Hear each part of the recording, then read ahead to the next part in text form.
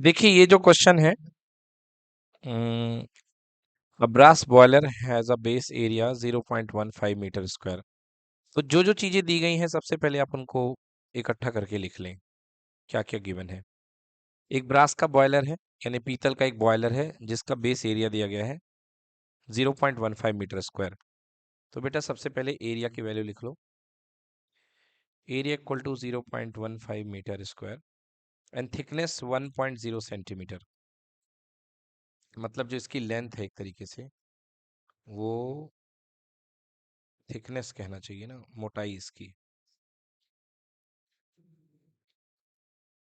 T is equals to 1 1.0 centimetre यानी कि 1 centimetre. It boils water at the rate of 6 kilogram per minute. मतलब ये जो boil कर रहा है 1 मिनट में 6 किलोग्राम बॉयल कर देता पानी को। मतलब ये क्या है, रेट ऑफ मास है, क्योंकि ऊपर किलोग्राम है नीचे मिनट है। So this is equal to 6 kilogram per minute. ठीक है, तो मिनट को सेकंड में बदल लो। 6 kilogram and 1 minute equal to 60 second. 1/10 kilogram per second conversion है इसका, यानी 10 सेकेंड में 1 kilogram. When placed on a gas stove, तब ये बॉइलिंग करता है इसकी। Estimate the temperature of the part of the flame in contact with the boiler. तो आपको टेम्परेचर एस्टिमेट करना है कि बॉयलर से जो वॉल है ये कनेक्टेड है फ्लेम के सामने, इसका टेम्परेचर कितना है। Estimate the temperature of the part of the flame in contact with the boiler. Thermal conductivity K equals to 10⁻⁹ joule per second per metre per degree Celsius. ये बेटा आपको दिया गया है। And heat of vaporisation of water joule per kilogram. ये क्या है, latent heat होती है। ओके बेटा, क्योंकि कल बताया था Q equal to ml, L equal to Q upon m। ठीक ना। So latent heat of water दी गई है, मतलब वेपर होने के लिए, वेपराइज होने के लिए जो लेटेंट हीट लगती है 2256 into 10⁻³ joule per kilogram. This is given latent heat. हाँ, ये आपको गिवन रहेगी बच्चों। चलिए सॉल्व करते हैं क्वेश्चन को। तो ये देखिए आपके सामने सारी चीज दे दी गई है। ये 109 है कि 10⁻⁹ है। हाँ, 10⁻⁹ नहीं है, 109 है। ओके, 109 दिया है, उसको 10⁻⁹ नहीं है। This is 109। यस बच्चों, 10⁻⁹ नहीं, 109। ठीक है, चलिए स्टार्ट करते हैं। देखिए यहाँ पे कनेक्शन जो है बॉयलर का कुछ इस तरीके से है। भाई इस पार्ट का टेम्परेचर आपसे पूछा जा रहा है T1, और T2 अंदर कौन है, पानी उबल रहा है। तो अंदर का टेम्परेचर कितने डिग्री सेल्सियस है, 100 डिग्री सेल्सियस। क्लियर हुआ कि नहीं हुआ। अब देखिए इसको कैसे हम लिखते हैं। Let the temperature of the flame source be T degree Celsius. तो यहाँ पर जो कॉन्टेक्ट टेम्परेचर है वो T डिग्री सेल्सियस हो गया, और अंदर जो पानी उबल रहा है उसका टेम्परेचर 100 डिग्री सेल्सियस है। क्लियर। तो चेंज इन टेम्परेचर जो T1 माइनस T2 होता है that is equals to T minus 100 degree Celsius आएगा बच्चों। Now time is equals to T 1 minute, 1 minute equal to 60 second. Mass दिया है 6 किलोग्राम। कितने का, 1 मिनट का। 1 मिनट का 6 किलोग्राम, 1 मिनट का। क्लियर। एंड लेटेंट हीट दी गई है। चलिए लेटेंट हीट तो बाद में आएगी, सबसे पहले हम निकालते हैं क्यू का फॉर्मूला हीट कंडक्टिविटी का।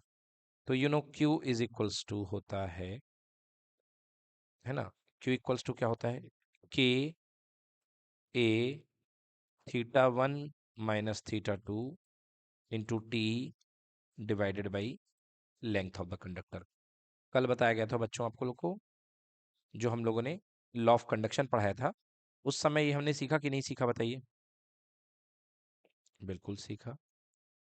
तो ये जो हमारे पास हीट अमाउंट आएगी यहाँ पे, के की वैल्यू रख दीजिए 109, एरिया, एरिया कितना दिया है देखिए 0.515 metre square,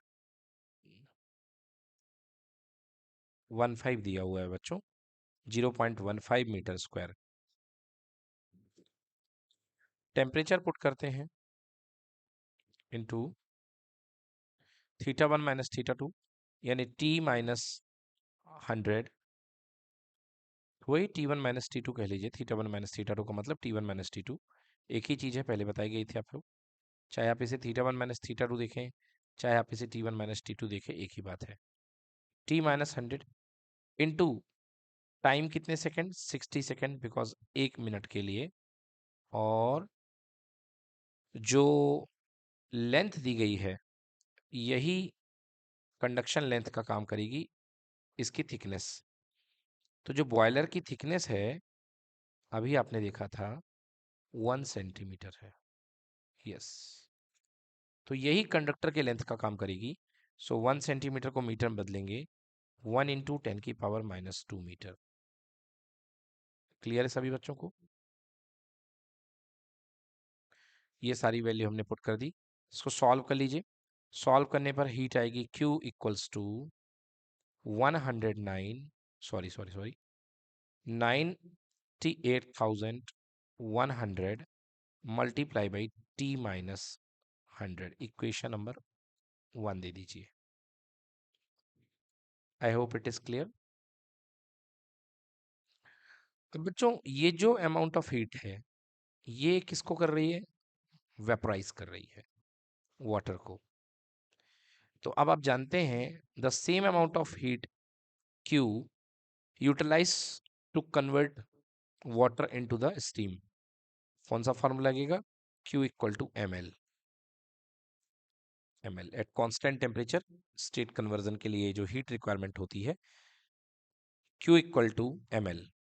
now the mass of the water given how much, 6 kilogram, okay. So 6 kilogram multiply by latent heat of water, this is equals to 2256 into 10⁻³ ये आपके पास आ चुकी है हीट। इक्वेशन नंबर 2 ले लीजिए इसको। अब आप देखिए यही हीट इक्वेशन नंबर 1 से बनी है और यही हीट इक्वेशन नंबर 2 से बनी है। क्लियर कि नॉट क्लियर? क्योंकि इक्वेशन नंबर 1 में जो हीट मिली है वो कितनी हीट सोर्स ने दी है वहां से हमने निकाला कंडक्शन के रूल से, और सेम अमाउंट ऑफ हीट अगर लॉस को 0 माना जाए तो सेम अमाउंट ऑफ हीट पानी को भाप में बदल रही है, तो वो हीट ये है। अब हम दोनों हीट को कंपेयर कर सकते हैं, मतलब लेफ्ट साइड जो है वो राइट साइड के इक्वल हम कर सकते हैं। So I can write 98,100 multiply by T minus 100 equals to 6 into 2256 into 10⁻³ बेटा T माइनस 100 को रोक लीजिए, बाकी को इधर ले आइए। So T minus 100 equals to 6 into 2256 into 10⁻³ divided by 98,100। Zero से जीरो काट दीजिए, सॉल्व कर लीजिए, आपके पास आएगा T इक्वल्स टू, देखिए T minus 100 equals to 238, sorry 138, 138। Clear? तो 138, ये जो टेम्परेचर चलता है ये किस में चल रहा था, डिग्री सेल्सियस में, तो आंसर भी किस में आएगा, डिग्री सेल्सियस में। सो T इक्वल्स टू 100 को आप यहाँ भेज दीजिए। So T equals to 138 plus 100, this is equals to 238 degree Celsius. तो बच्चों, जो आपके पास में टेम्परेचर ऑफ द वॉल है कंटेनर का, वो कितना होगा? 238 डिग्री सेल्सियस।